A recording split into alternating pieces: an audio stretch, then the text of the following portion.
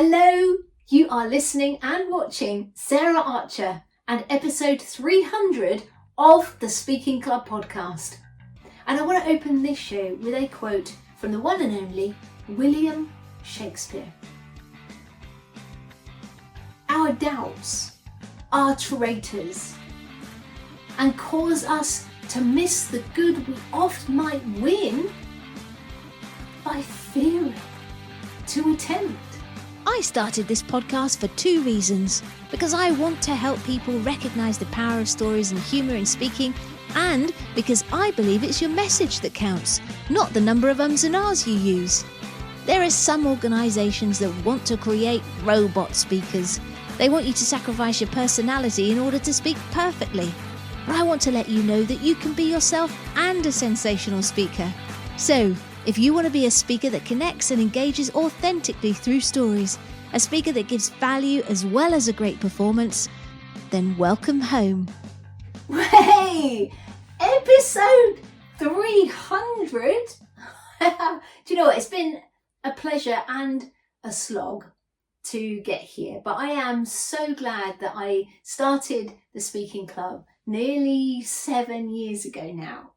And I had actually planned another topic for this show, but then I got an email from a listener called Justin, and it kind of changed what I was thinking of.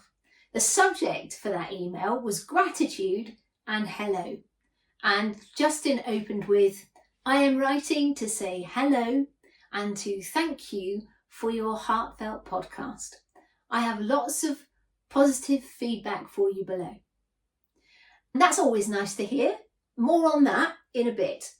But after a brief introduction to himself and what he'd been up to, Justin asked for help with a problem that he's experiencing when he speaks. And he experiences it when it's in meetings and on stage. So here's what he wrote. Your question. On show number 284, you ask listeners to send you a problem that they are wrestling with. The problem that I wrestle with is that I find myself muting my authenticity and passion for things in certain settings. I will look down at the table, avoiding eye contact, trail off without finishing my thought, and I won't finish articulating what I have to say. There are a variety of fears at play: previous failures, awareness of my privilege as a white male, and always having more interest in what others have to say than believing that my point has worth. I would like to learn different methods you've seen speakers use to overcome their self-doubt while not becoming condescending or know-it-all-y. I need to move past this learned habit so that I can share stories and inspire hope for positive learning and growth. So from what Justin said and what he told me about himself in the email, I know that he is experienced and accomplished in the field that he's in, and he has a big idea that he wants to share. But it's a struggle to find the confidence in certain situations to convey that message. And that is what I'm seeing more and more of. And I work with both men and women. And truth be told, I've encountered this issue, issues of self-doubt, more commonly with women before. But that's changing. There are more men, and particularly white men, who are second-guessing whether they should share their message because of what they are. And I think that is wrong. No one should feel that their idea has less merit because of what they are. And don't misunderstand me here. I am not saying that we shouldn't address the imbalances that exist. Having been the victim of misogyny myself in the past and knowing that most events still have predominantly white male speakers, there are definitely things that we need to do to level the field. However, I am an advocate for a society that values the idea and the person equally, regardless of what group they belong to. And I just wanted to make that point first of all. So it's showing up equally kind of in what I'm seeing. So how does it show up? Well, it shows up in the content that people share and how they share it, and it will end up undermining their authority, their authenticity, and the credibility of the message in the eyes of the audience. And it also surfaces in the way that people approach gig outreach. So, reaching out to get gigs. Because I think from what I've seen, people are making assumptions that forcing them to almost like barricade the door before they've even tried opening it. And that's also bad. Fortunately, I am able to help deal with this issue for the people that I work with. But I think I can help you, and I can help Justin too. And that's why in this show, I am going to be sharing some of the ideas of why I think that this is showing up based on my experience of working with many, many speakers. And I want to give you some new perspectives to try on, and also some tools that might help to free you from those shackles of self-doubt. Because I want you to be bold, I want you to be audacious, and I want you to be confident. I'm going to change that word in a little bit though, in sharing your message, because there's a better word we can use. I'm going to show you that. So in answering Justin's question, I want to start with my take on why this is happening at a sort of conceptual level, if you like. So the first thing that I want to talk about is the battle between the ego, your ego, and the self, yourself. And so for me, I want to make this distinction between those two. For years, I thought my ego was me, literally until I was about 40.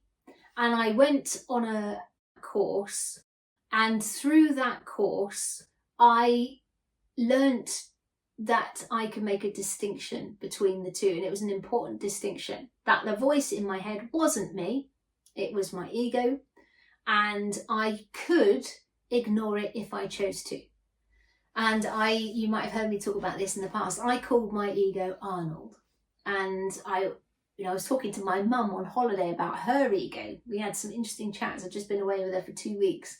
And we called her ego Karen. Apologies to any Arnolds or Karens out there. It's not nothing against you. It's just that's what we came up with for the names. Because it turns out my mum has been beating herself up for years. And I don't know how much of it she took on board, to be honest, but she seemed to take some stuff on board, and she started talking about what Karen was saying to her, and she was telling Karen to shut up. So making that distinction between the voice in the head and you that I think is the self is an important one, because they have different roles. The ego is something that has evolved with us. It originated from that fight or flight to keep us safe. And I know this may sound awful, that the ego's got a role to play, right?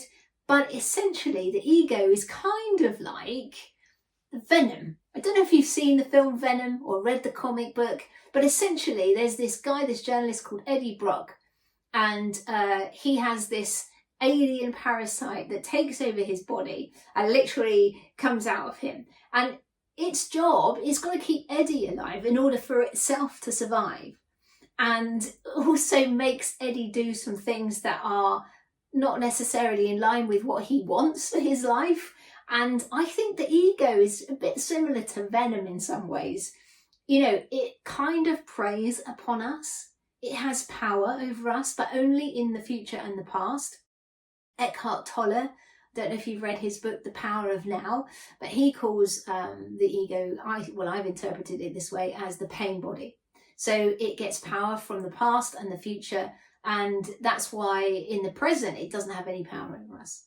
So, but even just understanding that voice in the head is not you, it's your ego, is one thing. And then there's the self. For me, myself is the higher self, if you like. The thing that sort of gives me my purpose and my inspiration, and it's linked to my intuition.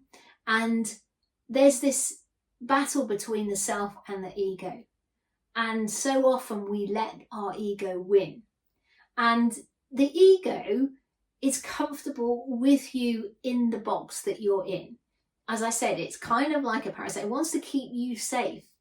And it doesn't like change. It doesn't like you growing. It doesn't like you getting out of your comfort zone, because it perceives that as a risk to itself, to the ego, and you. So any time that we want to step out of our comfort zone, you'll find that voice coming up, those self-doubts coming up, also making meaning of things. Well, I'll talk about that in a bit more in a second. But interestingly, I was talking to a speaker recently, one of my clients, and he was talking about how friends and family, when he started out as an entrepreneur, thought he was mad.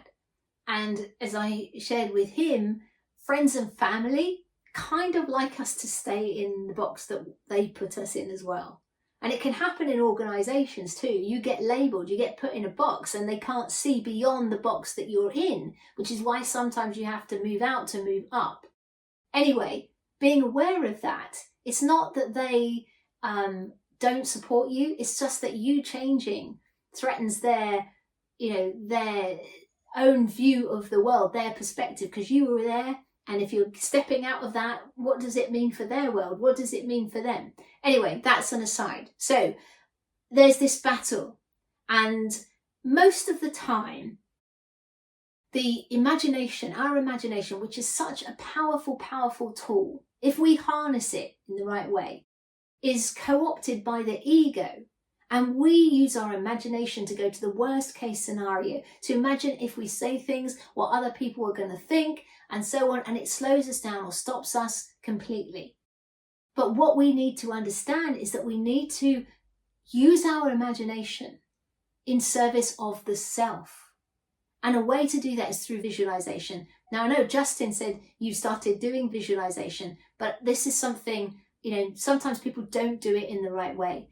Visualizing things going perfectly, visualizing the ideal outcome, before you've got to talk, visualize it going well. This is the thing, it's got to be going well. There's no point in visualizing and things go wrong. But by using visualization, we are harnessing our imagination in service of ourself, rather than having the ego co-opt it to cause anxiety, worry, stress, and actually potentially stop us from doing what we want. So that's the first thing in terms of the mind, is being aware of the ego and the self and the battle that's going on. Then the other thing is, I've touched on this, our beliefs and assumptions. So one thing that we human beings are absolutely brilliant at is making meaning of things. And it's it's a shortcut for us. That's how, we make assumptions. We try and understand things so that we can then make a shortcut of it. But my feeling is that we should be aiming to live a meaningless life. And that sounds awful, doesn't it? Because everyone wants you to have a meaningful life. I'm saying have a meaningless life. Because the moment you stop attributing meaning to things that people say, to things that they do, it sets you free. Because we make things mean stuff that is not true. But that affects the way that we behave. Like if we're in speaking and someone in the audience looks bored or is looking away or something like, we make it mean stuff about ourselves. This is the key thing. We make it mean stuff about us. And I've known speakers in the past that have misread things. It's affected their behavior on stage and their performance. And, it's something we mustn't do. We've got to focus on ourselves and what we are doing, and not worrying about what other people might be thinking about us, making it what they're behaving or expressing mean about us, unless they outright say something. Please try and avoid attributing meaning to things, because it is a waste of your energy and takes your power away. So that's the other thing. Don't make assumptions. That's different to planning. And I'll talk about that in a minute. Making assumptions and planning for things, for preempting what people are thinking so that you can respond, are two different things. So we don't want to do that because it feeds the ego and stops us. So what we want to do in terms of that preempting is thinking, if I say this as a speaker or in a meeting, what are the likely things that people might think about in response to this?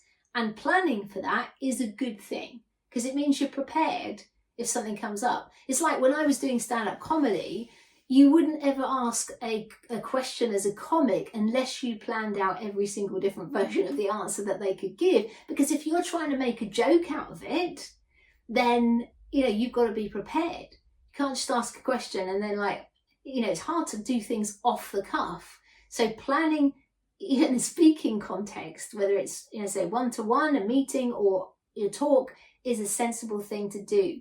And doesn't mean that you're feeding that ego. You're just being prepared. Okay, so that's the mind. The battle with the ego, we need to harness our imagination and we need to try and aim to avoid assumptions and making meaning of things. Now, how does self-doubt show up in relation to the actual speaking itself, like the content and the delivery?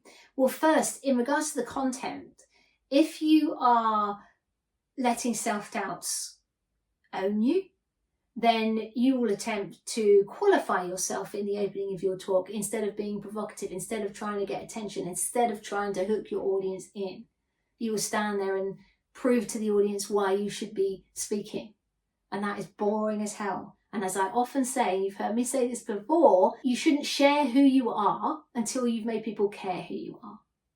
They will not give you their engagement or attention if you just stand there and say how wonderful you are, because they don't care, right? And that's only for you. That's not for them, okay? That's to ease your doubts. The other thing that you'll do is you'll lean into facts and statistics and data rather than sharing stories. That's also a bad thing. And also you will downplay your insights and your opinions for fear of being judged. This is how it can show up even just in the content, right? And then in terms of the delivery, then basically you will cling to the script when you know the material because you're afraid to let go. That's how it can happen. Or the slides, you'll have the script on the slides in really dense bullets because you're afraid to let go. How else? You're going to likely rush through things instead of taking your time. Instead of using silence, instead of owning the stage and leading the audience through the material in the right way. And also, I've seen it show up as someone trying to be a speaker. You've got this idea of what a speaker should be, what they should say, doing that hand thing. I know some people do it. For me, it's a turn off. I'm not keen on that because it just feels, most of the questions that people ask when they do that thing are really... in my opinion, inane, if that makes sense. Anyway, that's just my opinion. It's not something I encourage speakers to do. Anyway, so you'll try and be a speaker instead of being authentic and showing your personality and your passion. So that's the ways that it could show up. Or you won't even get started at all. I see lots of speakers who will get their talk together, like the script, the talk, the content. And that will give them some sense of satisfaction. I've got my talk, but they don't ever book a place. They shy away from the rehearsal and they will avoid getting on stage. And that has got to do with ego and self-doubt. So that's not good. We don't want that. So the big question is, having set all that up as the why and the sort of how it shows up, what can you do to overcome these doubts? I want to start with tackling the mind. First thing we need to do is investigate the beliefs behind the doubts and the behaviours. And as you may have heard me say before, behind every objection is a belief, behind every belief is a story. And so when we're looking at our own beliefs that are getting in our way, we need to identify the story behind those as well. Because we have the power to dismantle our own negative beliefs that are holding us back in the same way that I teach you to do that for the objections of your audience. So Justin, the guy who wrote the email to me with this problem, had done some level of investigation, and he said there are a variety of fears at play. Previous failures, awareness of my privilege as a white male, and always being more interested in what others have to say than believing my point has worth. Okay, so that's what he said was kind of behind, he thinks is behind his doubts. So here I want you, Justin, and you, audience, to look at the beliefs around, well, particularly Justin here, around previous failures, and to investigate and explore what you mean by that. What failures are you talking about? Write them down. Examine them. First of all, did the failure lead to anything better? Could it have been a gift instead of a failure? What did you learn from that failure as well? Like, that feedback is a gift. Where does this failure sit in relation to your achievements? When you actually analyse it, is there one failure in a whole list of achievements? And as usual, this is what we human beings do. We're blowing up that one failure and forgetting all the other successes that we've had. Because that's the way we're wired. A question that I want to ask you is this.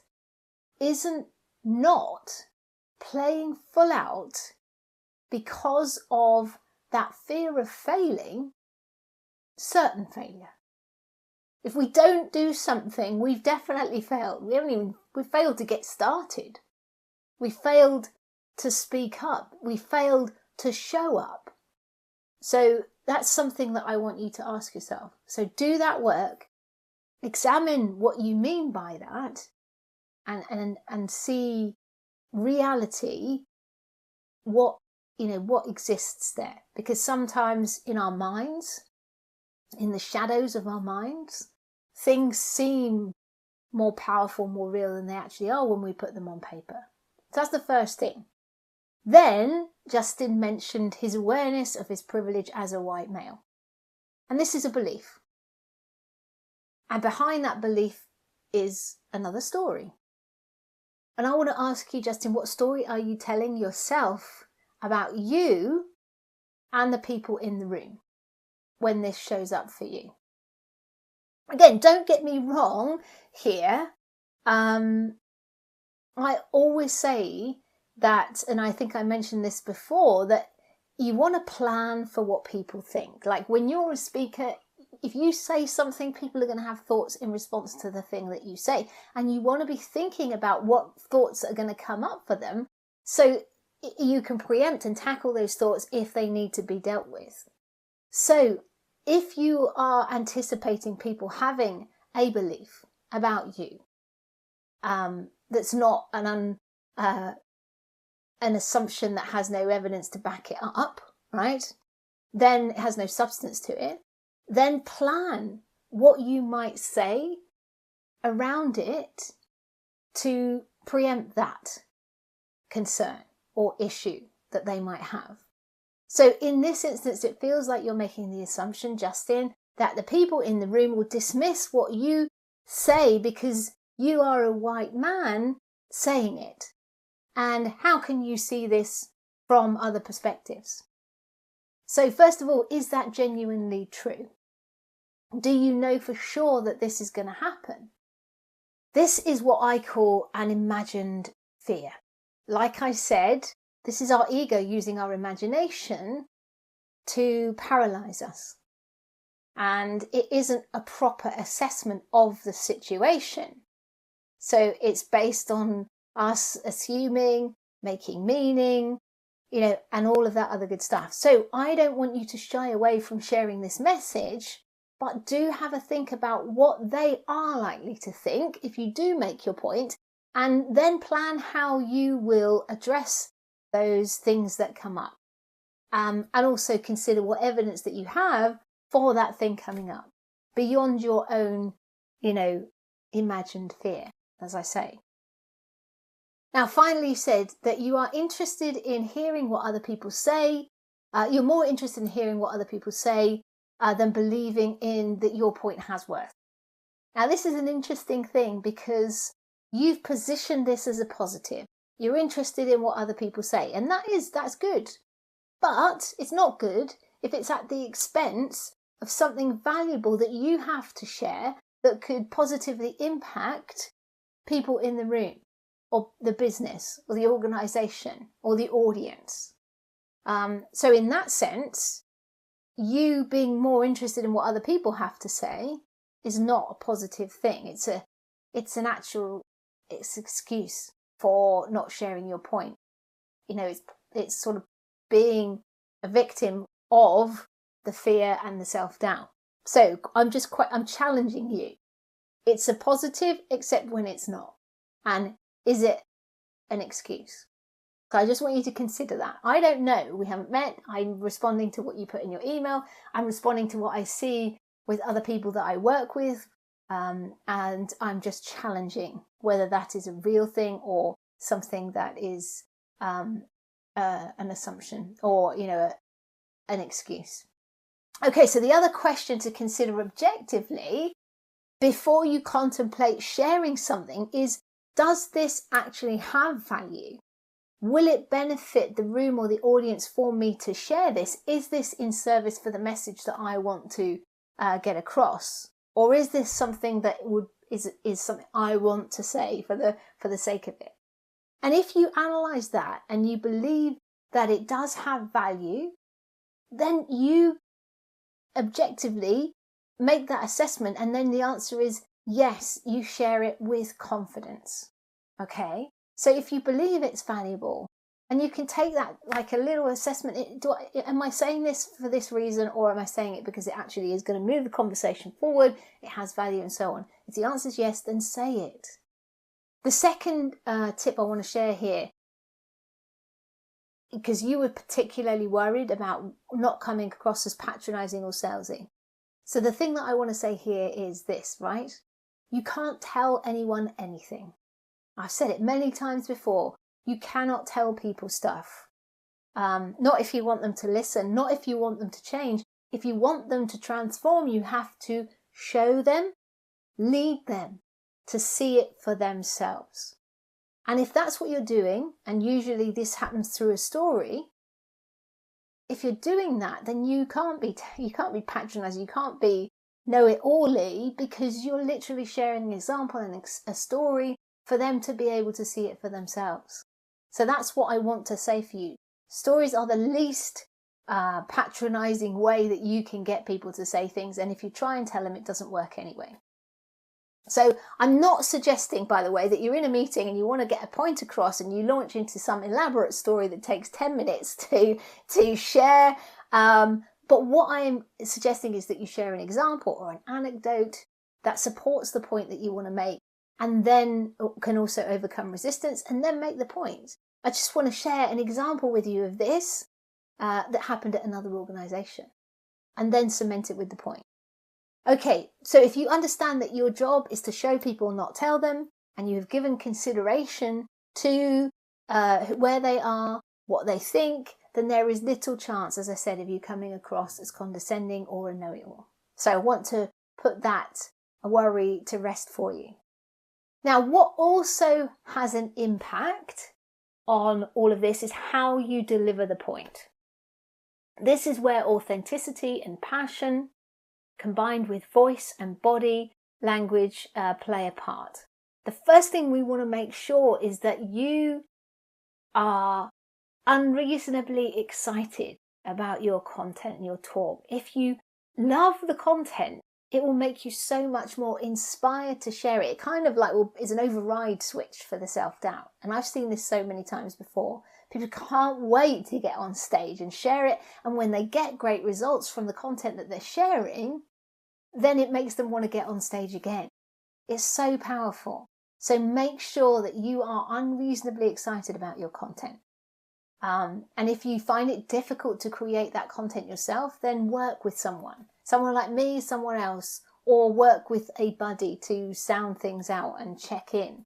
Now, the other thing that I wanted to say here is that there needs to be congruence in all aspects of your delivery, in what you say and in how you say it. And that is in relation to eye contact, because if you make a point and you fail to make eye contact, which you said, there's a disconnect there that will undermine your message and also damage the trust that the audience has in you. Because if you can't make eye contact, then there's a lack of belief or something shifty going on. That's what people will feel. So you need to not do that, right? If you're making a point, you keep your body language open. Keep smile, make eye contact. This is all about building a relationship with your audience, building a rapport with your audience, standing tall, using silence to gain the attention of the room, and sharing with commitment. All of that will make sure that your message lands in the right way, in the way that you want it to. And here's something that I want to say. I said at the top of this episode that I was looking to replace the word confidence. And what I want you to do is to replace the word confidence with the word commitment. This is a key thing, right? So often I hear people say, I'm not ready to do a talk in front of a big audience. And I say, it's not a question of being ready. It's a question of being committed to starting the journey. And commitment is a huge deal in any aspect of speaking, in tackling self-doubt. If we replace that word, confidence with commitment, then we say, I'm committed to getting this message across. I am committed to showing up. One of the other big issues that I see, and I've mentioned it many a time before, is, and it's a source of a lot of self-doubt in speaking, is making it about you. It is not about you. You are speaking. You're sharing your personality and passion in service of the message and the audience. You are the vessel for the message. It is not about you. And once you recognize that, it should feel like a big release. It doesn't matter what people think about you. That's not the issue. You want them to focus on the message. So, and the other thing to say is you can't control what people think about you. You can control how you show up and perform. And if you show up committed and play full out and commit to the delivery, then that's a huge, powerful thing for you to be able to do. And to be honest, why does it matter what people think about you? So I remember, I think it was the same course that I learned about Arnold, being told once that if you don't worry about what people think about you, then that makes you the most powerful person in the whole world. And I'm not saying that you shouldn't care about other people. You should. That's good. And most of the people that I work with, most of the people that listen and watch this podcast, are no doubt people who care about helping other people. But what I am saying to you is don't worry about what other people think about you. Because again, you're putting yourself in front of the message. And as I always say, when people are thinking negatively about you, it's because you're triggering something in them. Perhaps they're jealous. Perhaps you're, as I say, you're out of the box that they put you in, and that is causing them to have some sort of crisis. But don't worry about what other people think about you. You can't change it. You've just got to be you. And people will come into your life and go out of your life, and you won't have everyone in the audience agreeing with you or liking you, but you will find your tribe if you are authentic, if you are passionate, if you share your personality, they will find you. But you'll never get there and be that fully self-expressed speaker that you want to be, that will be doing the type of talks that will get you referrals and more gigs and so on, if you let yourself be confined, be limited, because you're worrying about what other people think of you. Now, what are the takeaways for you? Here we go. First of all, spend some time sitting with your doubts and your fears and try and get to the bottom of them. Find the belief and then the story behind it. Look at it. See if you can find a different story that trumps that? Is there one failure in 100 successes? That'll show you that, that's not something to take into account. And acknowledge that your ego is trying to keep you safe, but show it who is in control. Then take back control of your imagination. Harness your imagination in service of yourself. Use visualization to see things going the right way. Replace the word confident with the word committed, and commit to being the vessel for the message and doing whatever it takes to be in service of that message for your audience. So commit, play full out, go all in. That's what I'm saying to you. Next one, don't make it about you, as I've been waffling on about just before this. Let go of worrying what other people think about you. In doing that, you give your power and authority and authenticity away. Understand that you are showing rather than telling your audience, which should negate any concern about coming across as patronizing, because you won't. You're showing them, you're guiding them, you're leading them to see it for themselves. Practice sharing your message, iterating it, getting it easier for you to deliver and easier for your audience to understand. The more we share, the better the quality of our idea becomes. So, be sharing it as much as you can before you get on stage. Develop your talk content. Last one now. Develop your talk content so that you're unreasonably excited to get on stage and share that message, or get on the podcast and share that message, or get on the webinar, share that message, the YouTube video and share that message. Cool.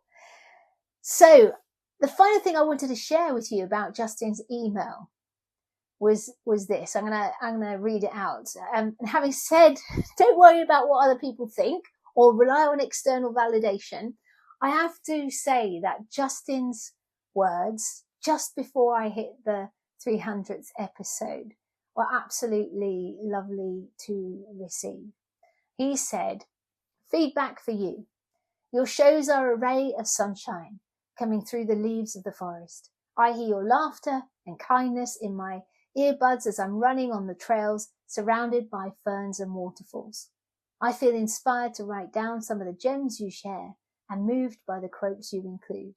One of these things that I notice is how close I feel to you as a listener.